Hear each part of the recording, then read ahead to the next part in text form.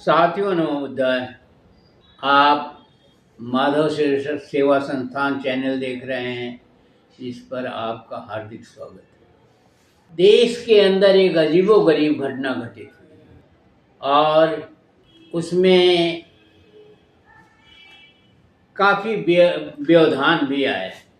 उसमें कई जो है रुकावटें भी आई, राजनीतिक रुकावटें, आर्थिक रुकावटें, सामाजिक रुकावटें, तमाम तरह की चीज़ें जो हैं उसके अंदर उत्पन्न हुई।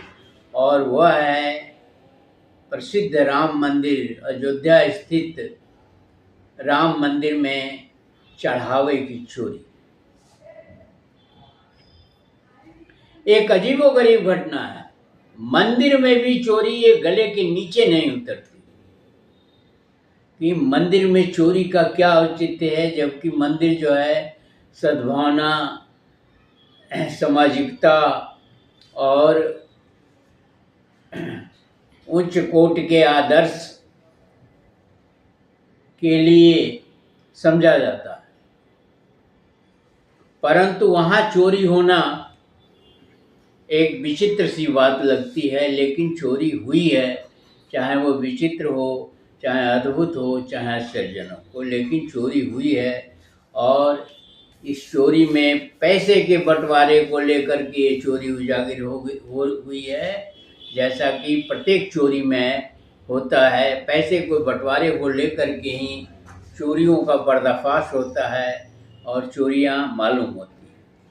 तो मंदिर में चोरी या गले के नीचे नहीं उतरती है। गले के नीचे इसलिए भी नहीं उतरती है कि राम मंदिर, जिसे इतने मेहनत के बाद और उसमें हर तबके के लोगों के सहयोग के साथ ही उसमें एक पवित्र भावना के साथ मंदिर का निर्माण किया गया, बड़े जोर शोर से उसका उद्घाटन किया गया, और वहाँ चोरी होना बहुत ही शर्मनाक।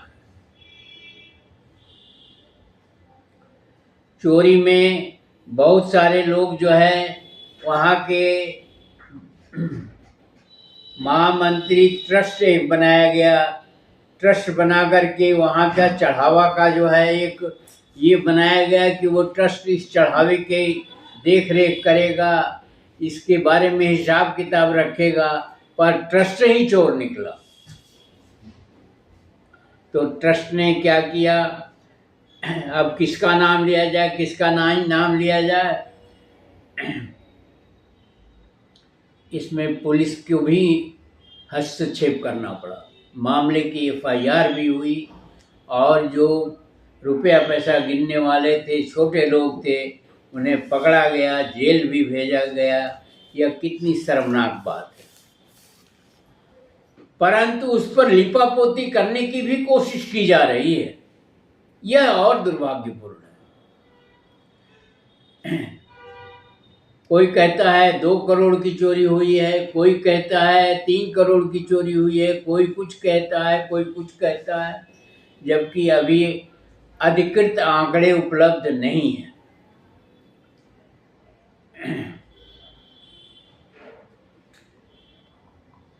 पुलिस FIR दर्ज के कुछ लोगों को हिरासत में ली है, उनसे पूछताछ जारी है।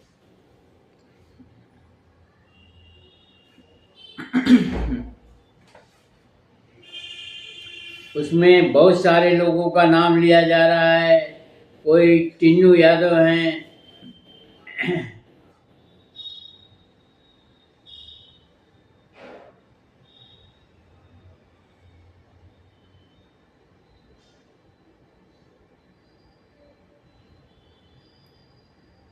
सुभाष श्रीवास्तव हैं गणना इंचार्ज, रमाशंकर मिश्रा हैं, मनीष कुमार यादव हैं, करुणेश और नीश शुक्ला हैं, व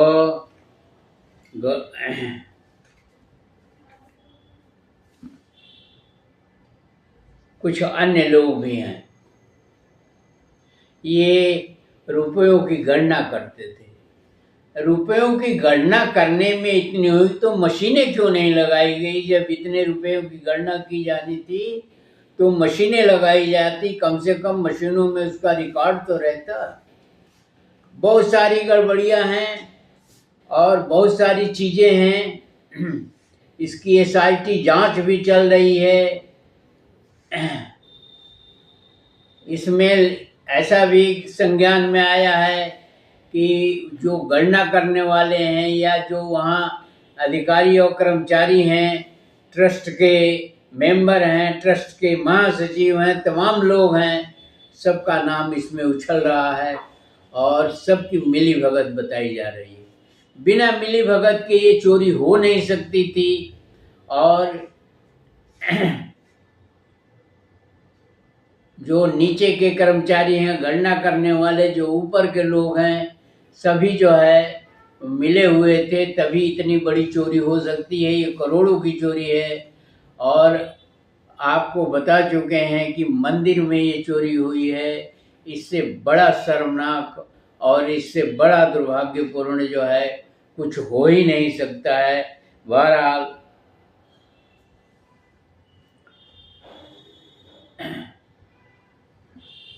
मामले में पुलिस की और SIT की जांच चल रही है। देखिए क्या होता है और क्या नतीजा आता है। लोगों का कहना है कि कोई नतीजा नहीं आएगा, ये सब नौटंकी हो रही है और धीरे धीरे सभी छूट जाएंगे, मामला धीरे धीरे दब जाएगा। और इसमें सरकार के ऊपर भी अंगुलियां उठ रही हैं, चाहे वो प्रांतीय सरकार हो, चाहे वो केंद्र की सरकार हो। और ये भी कहा जा रहा है कि बिना राजनेताओं के मिले या मंदिर के जो सपोर्टर हैं, जो मंदिर के वाहक हैं, उनका भी इनमें सहयोग रहा है।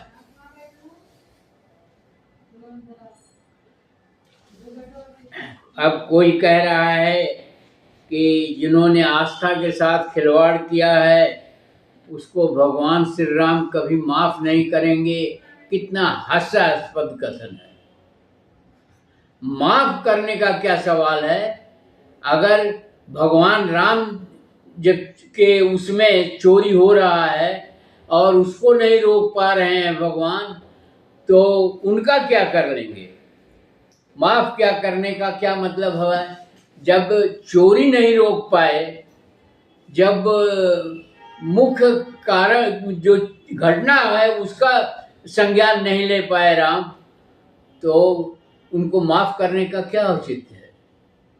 भगवान राम के बारे में जो कुछ भी भ्रम फैलाया जा रहा है, जो कुछ भी भ्रम फैलाया जा चुका है और जो कुछ भी होता रहता है, जो ढोंग पाखंड आडंबर के अंतर्गत आता है, भगवान राम के मंदिर में चोरी हो रही है और भगवान राम को पता ही नहीं। इसका क्या मतलब हुआ? इसका मतलब हुआ कि आप लोगों को गुमराह कर रहे हैं। आस्था और विश्वास के नाम पर, धर्म के नाम पर लोगों को गुमराह कर रहे हैं कि भगवान मार डालेंगे। कहाँ है भगवान? चोरी हो गई और भगवान का अता पता नहीं है। तो ये कथन तो बहुत ही हास्यास्पद है कि वो उनको भगवान मार डालेंगे। ऐसे ही कह करके आप मंदिरों को लुटवाते रहे, देश को लुटवाते रहे और समाज को लुटवाते रहे और पता नहीं क्या क्या करते रहे कि भगवान देख रहा है, भगवान कर रहा है। अरे भगवान है कहाँ? इस वास्तविकता को तो जानना चाहिए कि भगवान है कहाँ। अगर भगवान के पास इतनी शक्ति होती तो आए दिन मंदिरों में व्यभिचार हो रहा है, आए दिन चोरियां हो रही है, आए दिन घटनाएं घट रही हैं, तो क्यों नहीं ठीक हो रहा है? भगवान नहीं, आपकी आस्था, आपकी विश्वास आड़े आ जाता है। अगर हमने मंदिर बनाया है, उसे आस्था का केंद्र और विश्वास का केंद्र बनाया है, तो उसको बरकरार हमें ही रखना पड़ेगा। पत्थर की मूर्ति उसको बरकरार नहीं रखेगी। भगवान को तो मानते हैं आप, जानते भी नहीं हैं और उसको जानने की कोशिश भी नहीं करते हैं। इस प्रकार अंधविश्वास फैलता है और ये चोरी उसी अंधविश्वास का कुफल है। वो चोर जानते हैं कि कहीं कोई भगवान नहीं है, कहीं कोई राम नहीं है। अगर कहीं कोई राम और भगवान होता तो चोरी कैसे हो जाती? तो एक ढोंग पाखंड आडंबर फैलाना ये सबसे बड़ा गुनाह है, जिसकी वजह से देश अंधकार युग में जा रहा है और इस तरह की चोरियां हो रही हैं जिसका चारों तरफ ढिढोरा पूरा देश जान गया कि राम मंदिर में चोरी हो रही है। राम को केवल नहीं पता। अगर राम को पता होता और राम इतने ही शक्तिशाली होते तो चोरी ही कैसे हो जाती? तो आस्था और विश्वास के साथ आप देश के साथ भी खिलवाड़ कर रहे हैं। इस तरह के कथन करके कि भगवान राम नहीं छोड़ेंगे या भगवान देख रहे हैं या ईश्वर देख रहा है। मुझे याद है एक दूधिया जो है वो दूध वाला यादव ही था, वो मैं टेम्पो में बैठा हुआ था, वो भी बैठा हुआ था। उसने टेम्पो रुकवाया और एक पानी के नल पर गया और अपने दूध के बर्तन में 2 लोटा पानी डाल लिया और चला गया। सबके सामने की बात है, मैंने भी देखा। फिर उससे पूछा लोग कि आप तो दिन दहाड़े दूध डाल रहे हैं। बोले भगवान तो देख ही रहा है। आप जिनका दूध है, जिनको हमें देना है, वो देखे चाहे ना देखे, भगवान तो देख ही रहा है कि हम जो है पाप कर रहे हैं।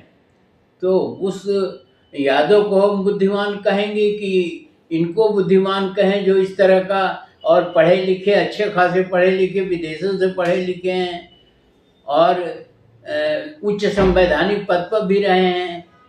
तो इस तरह की बातें करना जो है वो गले के नीचे नहीं उतरते। भगवान कुछ नहीं देखता है, ईश्वर कुछ नहीं देखता है।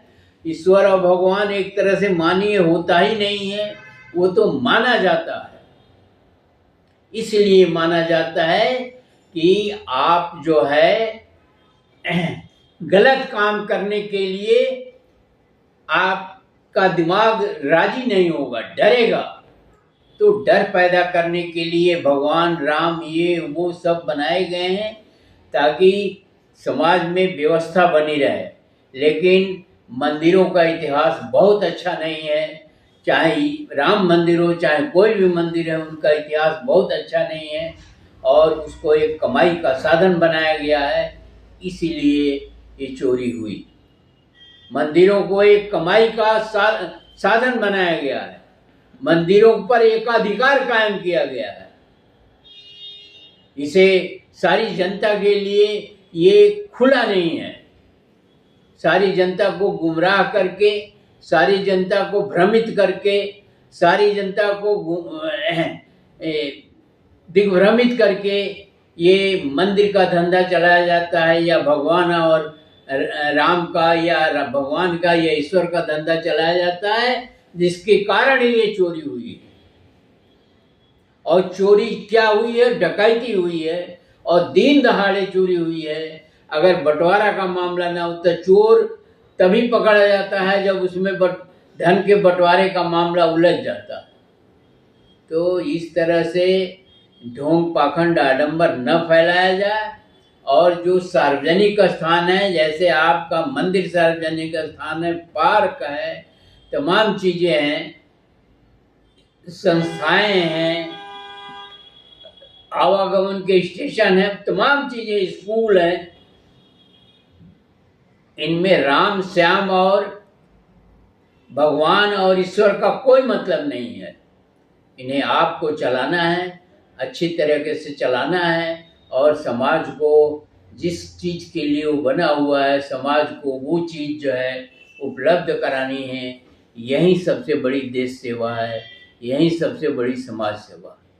वीडियो को ध्यान से पढ़िए, वीडियो सारगर्भित है, समझिए, खुद भी दूसरों को भी समझाइए, कमेंट बॉक्स में हमें भी समझाइए।